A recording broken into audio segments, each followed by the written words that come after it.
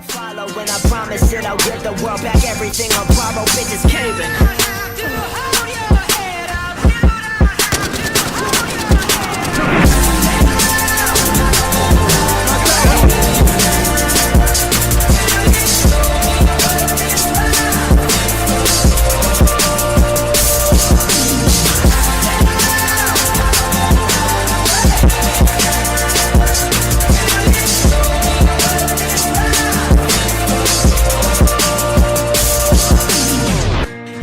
And shout out to my homie Yeski, that's the only big name that hasn't got about and left me.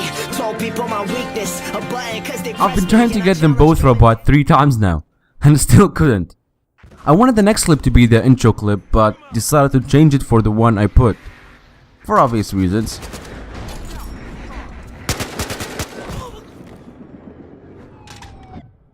But the AKM. This gun is a beast. With a cost though. What was it that I said about it in my last video? So when you pick up something like an AKM with a 7.62 round, you know you're fucked. Oh! Yeah.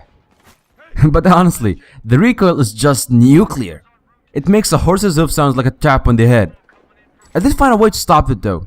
You see, the initial recoil is the highest. That's why if you try to burst fire with it, it'll be a little difficult. The only way to stop, or at least minimize the recoil, is to go full out.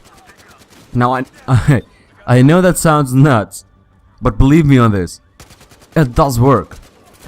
I'm looking at the cops with an armed riot shield. Yeah, I got one pinned.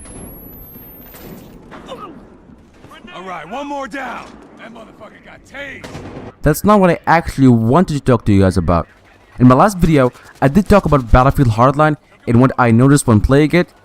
I did go a little in depth when I talked about the graphics and how they were downgraded from Battlefield 4, which actually turned out to be true. Now, I want to talk to you guys about a few other in-depth things. Let's start with the maps. I don't know about you guys, but I feel like the maps are a bit small. I mean, I know that there are only 3 maps, but still, I feel that they're all small. Even Dust Bowl was kinda small. It might look big because of the outside areas, but nobody uses them for anything, unless you're a camping sniper. You bitch. Don't get me wrong, I don't hate the maps, but they could have made them a little bigger, especially downtown.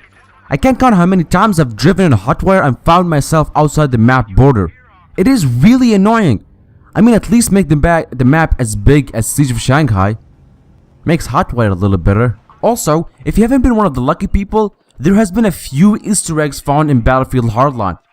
Other than a few wordplay in the stores and signs of the maps like Bank Job and Downtown, there has been one or a group of ones that stood out. Those are the reloading animations. A few have been discovered and even fewer were actually recorded and uploaded on YouTube. They are pretty cool and really fun. But I did say lucky people for a reason, because it can only happen in 1 from 10,000 reloads. So throw that ammo box and get to reloading. Or if you're not up to it, then just search on YouTube and watch people do it. So lastly, I want to talk about guns and factions.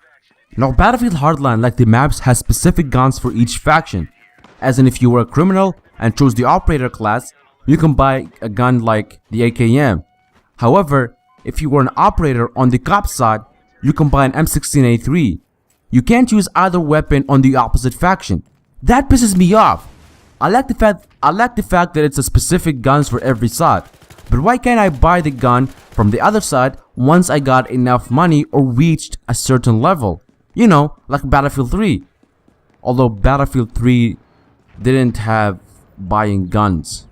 But anyways, once I reached a certain level, I unlocked the specific faction starting gun on either side.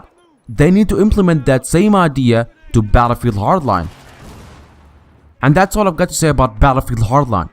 Hope you enjoyed the video. If you did, then give me the likes and give me the comments. And if you dislike this video, then I don't give a fuck about the dislikes. Deal with it. Also, subscribe to my channel if you want to see more Battlefield Hardline videos and support me as well. And share my videos because sharing my videos will get my channel noticed. This was MZ101, and guys, see you later next time.